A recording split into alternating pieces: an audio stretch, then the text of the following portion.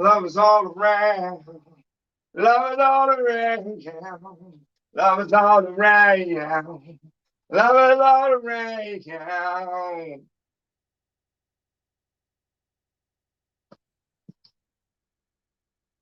Good evening. Welcome to episode 3 in the place to be. Once again in TCB Studios. My name is Tom Cheshire. Welcome to Burn It Down. Big shout out to Kelly's Death Pickles again tonight. I want to say a very special happy birthday to my brother, Matt McAlvin. My guest tonight, I met at a residence show in the late 90s. We started working together in the mid 2000s. He played on Weston Motel's first record, Don't Shiver, You're a Winner. He toured the West Coast with us. He opened up. He played with us. Several instruments on that tour, and we're going to get into this. He played piano, accordion, melodica, and even a few shows played drums. This person started his musical journey or career, whatever you want to call it, being a heavy metal drummer at the age of 9. He's a musician, a composer, a playwright, a member of the Wu-Tang Clan fan club. He's a socialite. He hangs out with Paris Hilton. I don't think she's that cool. Last time I bumped into him was right before Christmas, and he was scrapbooking with Young Jeezy. On top of all this, one of my favorite musicians in Atlanta, one of my favorite people. He's a barbecue snob. Ladies and gentlemen, Boots Man, a.k.a. Tiny Dragon Mini Cobra, a.k.a. Kawasaki Viper. My brother, let's go for a ride, Jeffrey Butzer. What's up, Tom? What? I was wondering if you were going to wear your pajamas or not. Yeah, I'm always in my PJs after 9, man. I'm a dad. This is the way I dress. You're so. Listen, it makes complete sense. But maybe we'll get a surprise show later on. You play in your pajamas because that's what you've been doing during the pandemic.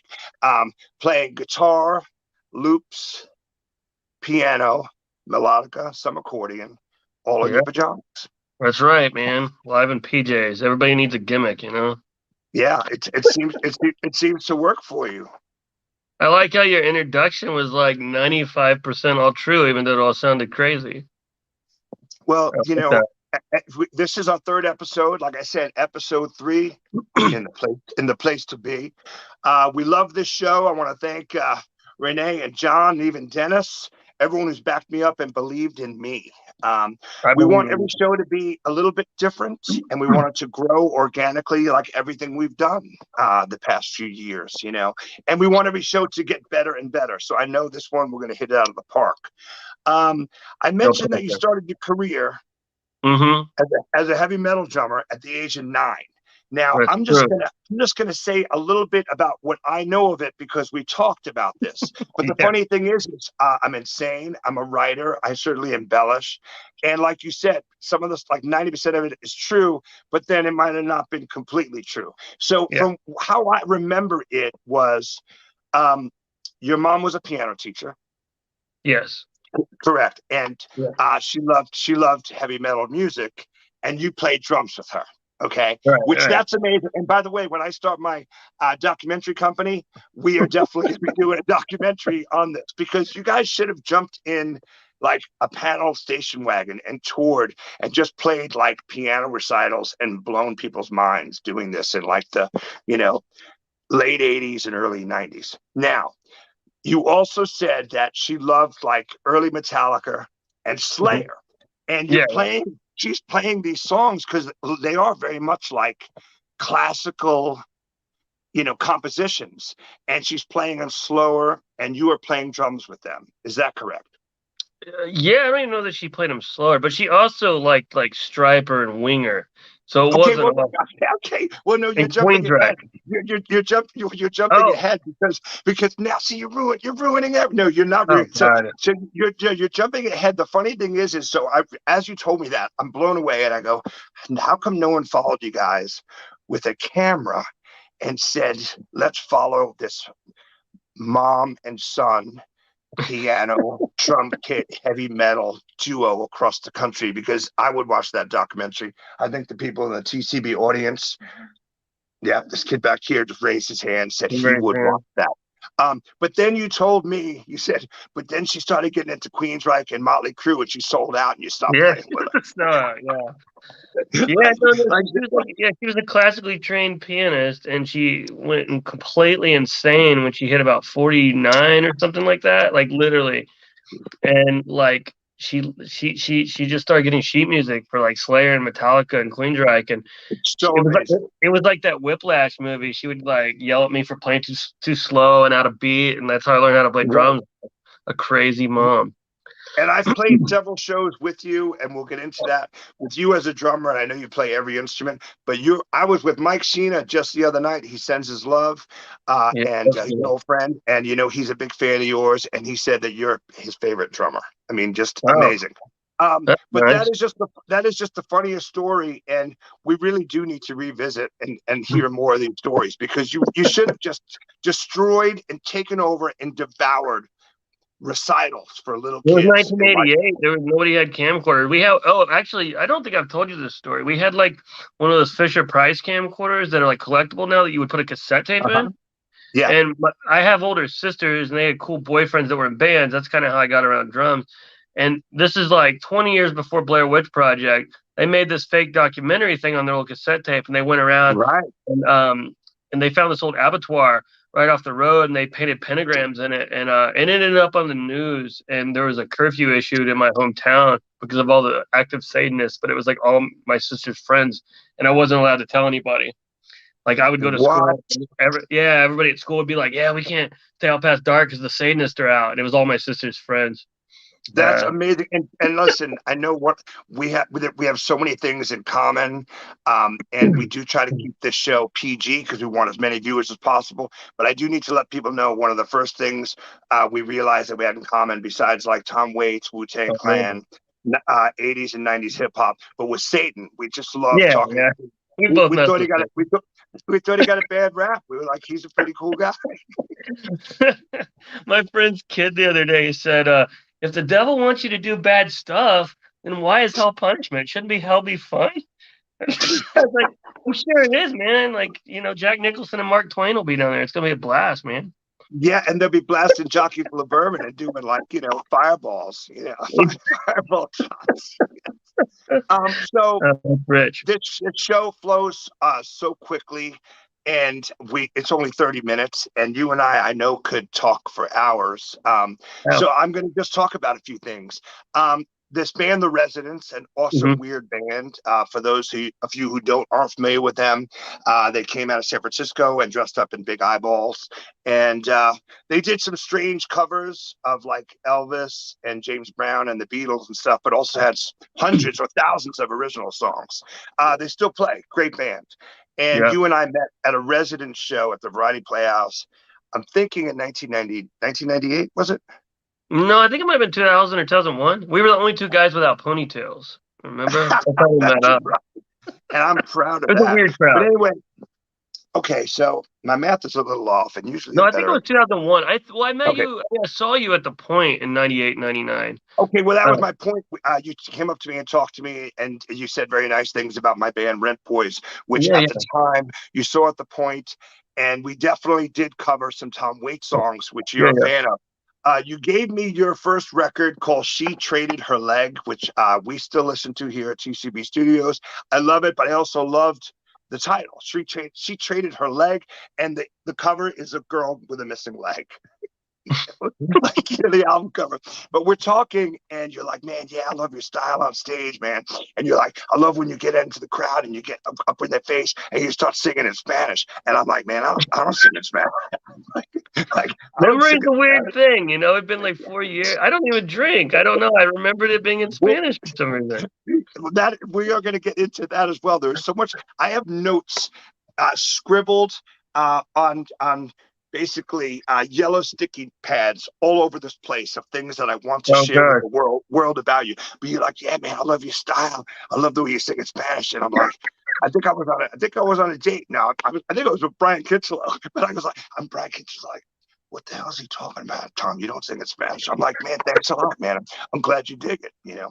But we became good friends, and we Yeah. talked about certainly our love of Tom Waits, Jan Tiersen, French music, films, because I know you were a film guy, had worked in the movie business since you were a Yeah. boy. Uh, yes, and I found out that you were naturally strange. Like I had been strange from probably sniffing markers and paint and glue as a little boy in Queens, New York, and you with this mother who yelled at you for not keeping up with her for playing Metallica and Slayer covers. You had never smoked a cigarette, never had a drink in your life, never done a drug. And I was blown away by it. And I was like, this dude is a real weirdo. He's more weird than anyone I know. I'm amazing. I can't wait to do more with him. And that's really kind of like how our friendship started. You Right. know, Yeah. we played some shows together. We did a Tom Waits tribute, which was fantastic, which we need to do something like that again, where you played drums. And I think We had some I weirdos in think that band. It was good. yeah, we really did. I mean, I just listened to it the other day because you forget about these things and you go back and I'm like, wow, man, we were really on. We had great players with us. You always That was put great. together the best band. But we became fast friends and talked about art and music and even ideas of that we were going to work on. Like you helped me work on some writing for a magazine I was working on. You've written several plays. I've written comedies.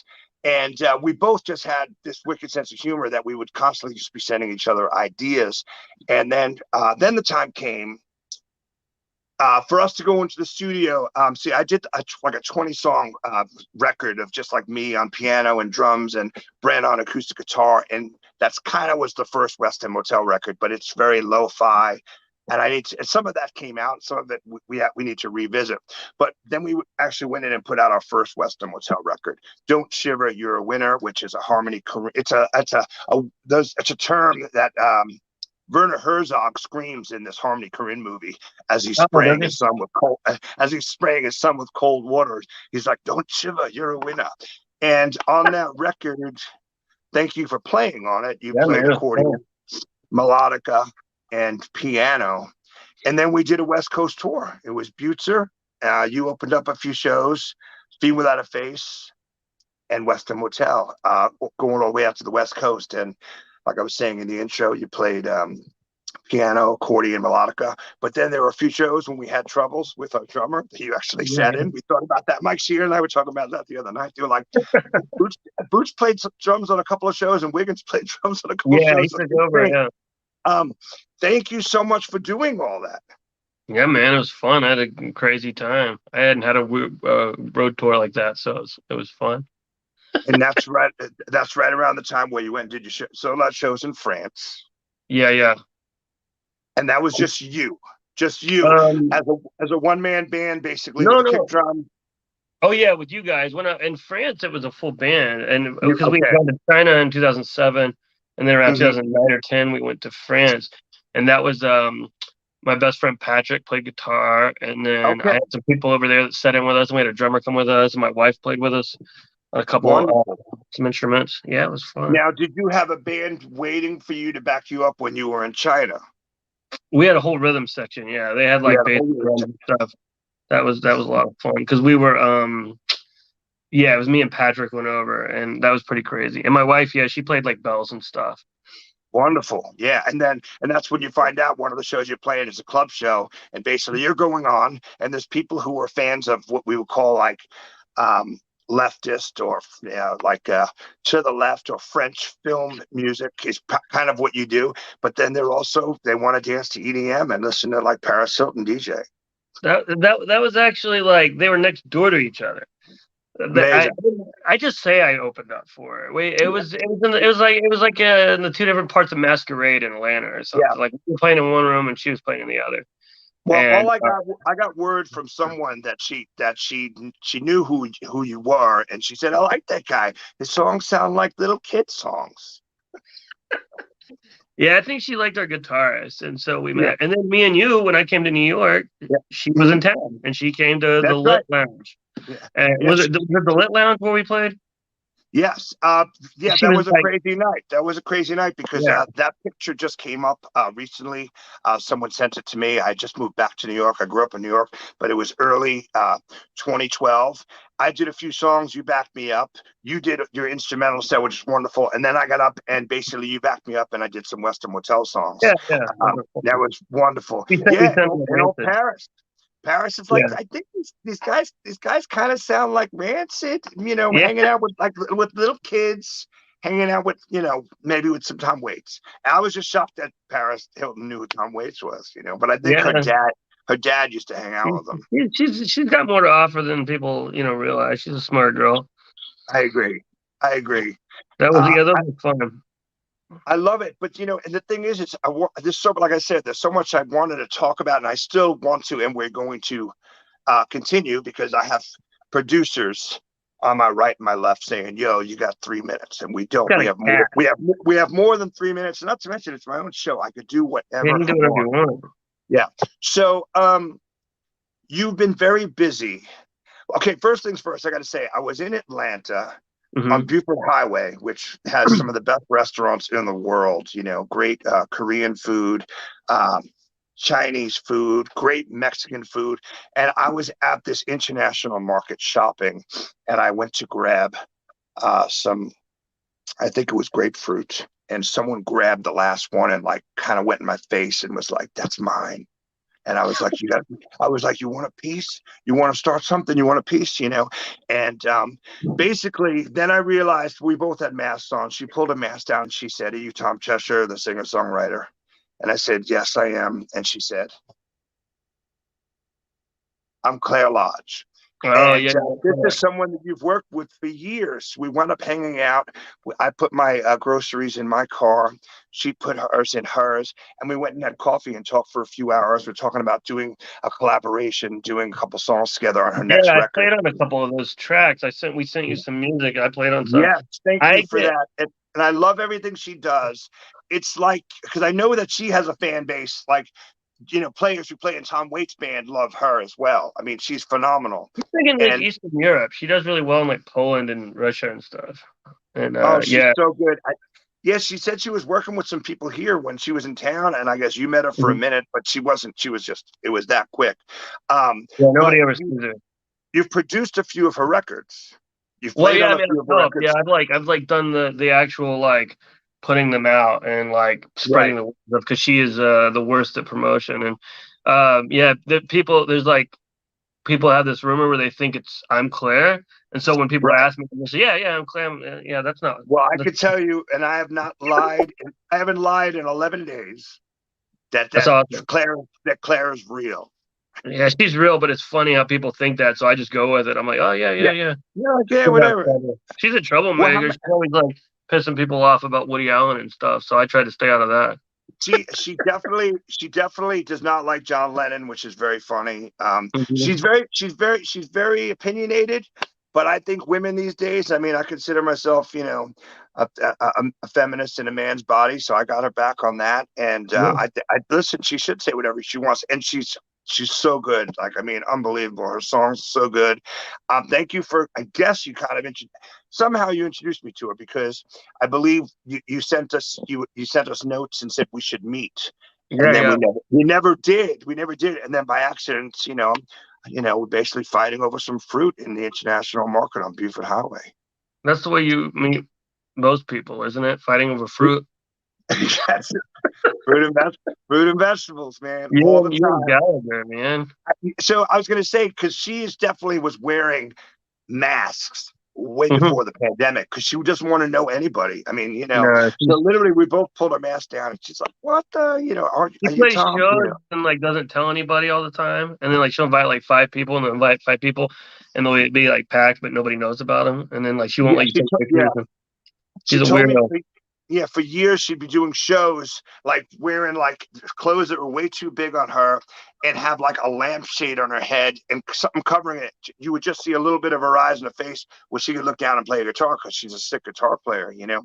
But then I'm like, okay, so you really just want to put out the art. You don't want anyone to know it. Yeah, I guess it's kind of like the residence thing, it just keeps it private. It's pretty good. Yeah, that's great, man. I was going to mention, speaking of masks, this is so funny going back to you not drinking or smoking. When we were on that West End Motel tour, uh, it was a 7 or 8 piece band in a 15-passenger van, plus our manager and sound guy. So you figure 10 people in the van, and I would say 4 or 5 of them would be smoking, reefer, and you didn't want to have that in your face. So you wore a mask the whole time. So Yeah, I did. I remember, like, I was like, sorry, man. I was like, I don't smoke, but, nothing I can do. I'm not going to mess with these guys. And you're like, no, that's cool. And the whole time you just had masks on. So you were wearing masks way before it was Yeah, cool. it was way before it was cool, man. Me and that band Clinic, we were on this train like 10 years ago, man, putting on the cool masks. Yeah. Yeah, that was fun. I'm trying to remember. One of the funniest things of the tour was, I feel like we were going out to play like for Anti Records at one point or something. Yeah. And you were like, we're trying to get Tom Waits down. And this is all true. Some of the stuff we say sounds embellished, but this is like 100% true because I remember everything accurately. And when I got down there, I was like, "Hey, is Waits here?" And you were like, "No, but pretty close. Ron Perlman is." And then I like pulled up and like Ron Perlman that is absolutely the truth. And Ron Perlman was outside with all those Sons of Anarchy guys at the restaurant across the street from the Satellite. And I was like, well, Ron Perlman, I mean, they look pretty much the same. We'll just tell people Tom Waits came because we've always said that Ron Perlman looks like he ate Tom Waits. So well, no, the funny thing is there was many funny things that happened, and no, you're absolutely true because Ben Thrower's aunt and uncle, we found out that his uncle actually played with Danny Elfman in the early stages of Oingo Boingo. Oh, yeah, Oingo Boingo. He was a juggler at the time, so he's there, and his wife, to respect the family, was a very famous actress, but I was just blown away by all this, and we're back at their house, after the show, and I'm seeing pictures of like Tom Waits hanging out with his uncle and his aunt and Danny Elfman, and I'm like, this is insane. And like I said, out of respect for the family, I'm not going to say who this lady is, but she's very awesome. And the next morning, I wake up early. Everyone's still sleeping. They were heavy on the piss the night before, and I got up at like 7 a.m, and she's like, you want to go like garbage picking with me? And I'm like, what? She goes, yeah, I always go around the neighborhood. This is like $1 million house in Beverly Hills, and this is there's a very famous actress, and she was so cool. And she goes, yeah, let's go. And like she's like sunglasses on and walking up hills, and she's like, oh, they always have really good stuff, and we're pulling stuff out of the garbage. And then someone threw away like a kid's mattress, like a single mattress, and she goes, do you mind grabbing that? And I'm pulling up this mattress up a hill back to their house, and I'm still blown away by this, but I also think it's so cool because the other day she's an artist, and she pulls a knife like out of her boot, and she starts cutting up this mattress, and next thing you know, it's just springs, and she throws it in the dirt and starts planting flowers in it, and she made this beautiful bed and garden. And I'm like, oh my goodness, not only do I love your movies, do I love your show, your husband's cool. I wish Tom Waits would have come to the show last night. He didn't, but Ron Perlman was there. And I'm blown away. I'll go anytime I'm in Beverly Hills. I'll go. Well, I shouldn't say Beverly Hills, the Hollywood Hills. It was way up where they were. So it was like nice old houses, but it really was like mind blowing. I wasn't expecting any of that, and it was a great tour. Thank you for going on it with me. Yeah, it's fun. Me and Andrew Wiggins both got a good, practically wrote books out of our experiences because it was a pretty wild tour. It was. Western Motel is a lot like Wu-Tang Clan because, and you've said this, it's like there's between 7 and 47 members. Right. And it's always interchanging. And there is always insanity happening. Hmm. happening. Like, and that tour wasn't any different. There were some crazy things that happened, but I'm glad that you were there, and I'm glad that we're still friends. And thank you for everything that you've done. Like, I can't wait to collaborate and do more with you. Yeah, What I'm writing some stuff for you. I what wrote you a part in a movie for Jeff oh, Shipman. So if we ever get that made, it's you well, playing Jeff yourself. Shipman, we love Jeff Shipman. Yeah, I love Jeff Shout Shipman. out. What records are you working on right now? Because I know you got a couple records you're putting out. Well, I'm finished with everything. I put out during the pandemic. I put out 3 records, probably too fast, but I Okay, didn't care. What are you gonna let's do? please share them with our audience, and then I will share with them as well. Yeah, yeah. The first one was the Peripatetic. It was like a Pretty Toy piano album, and then I did an Mhm. experimental guitar album called "A Singing Bird Soft Trap." It's like one 37-minute song and one 15-minute song. It's hard to listen to, but I like it. Fans of I like love it. swans and earth and stuff. People with patience, you'll like it. But no, right now I'm like on a break from music, and I wrote a play that I'm trying to talk into existence that I think is going to get played, performed. I'm hoping at I some. Yeah, it's going to be good. I think I just read some of it, and Yeah, send it over to you. I love your writing, Yeah. because there's a perfect amount of sarcasm, um, sardonic, and self-deprecation in it, but also it's all from the heart, and they're like songs, like the way they flow, like the stories, and Mhm. there's so much humor in it because there's stuff we can relate to, but it really is like just kind of everyday stuff that happens to everyone. Yeah, I just kind of filtered through my like sort of I don't know, Louis Buñuel, Charlie Kaufman thing. The basic story is it's about a woman who beats up a psychic and she goes to prison and her counselor who's obsessed with Waterworld falls in love with her and then they meet the devil. So yeah, it's like Yeah, the everyday stuff. like I said, everyday stuff. Everyday That's stuff, amazing. man. My wife knows it's based on me because I do love Waterworld. It came out when I was 14. It's a great movie. Mhm. Yeah, So it's based on me. you're talking I about haven't beat Kevin up a Costner's like Kevin Costner's movie that basically everyone thinks is his worst movie is one of your favorite movies, and you I have think it's great. excellent taste in movies. Yeah, but I was 15. I'm sure there's no like objectivity there. It reminded me. It was like Mad Max was my favorite movie when I was 8, so it reminded me of that. And I love it. Hey, I like humor is like the biggest, most important thing in my life because like people laughing is my favorite thing. I love that Kevin without a doubt. Costner has no sense of humor. Like I've never seen Kevin Costner really be very funny. He's like a super serious guy, and that makes me laugh even harder than like Yeah, Jim Carrey. that's what they say about Harrison Ford. Like, I Yeah. mean, whether Star Wars movies or anything that you love that he did, but they say he is in the business. They say he is the hands down the worst person to interview. Like he is the worst, most boring man on earth. It's really serious, just like so is Kevin Harrison, come Costner. on the show and prove us different. Come on, Yeah, Jeffrey get and I both Costner would on. interview you. I'll talk Kevin Costner's head off about how great Tin Cup is and The Bodyguard, Yeah, and I love Kevin Costner. He's great. I like how we you got to get introduced me as being like a cinephile, and all I've talked about is Waterworld. no. It's like Classy it's stuff. yeah. Well, I mean, listen, I rewatched Point Break recently, and I got to Yeah, say, it holds up. I loved it. that breaks a good movie. Yeah, Catherine It's a Bigelow. great movie. Yeah, it's good. But yeah, I'm excited about that. I want to do a play. I mean, I'm still playing music. I just like not many show. I think we're doing the Kimono House together. Not the same night. Yeah, we're doing the festival. I'm I so think I might excited have to got get like to it. one email about it, so I'm gonna have to check out what's going on. I haven't heard much, but Yeah, well, it's a very long thread.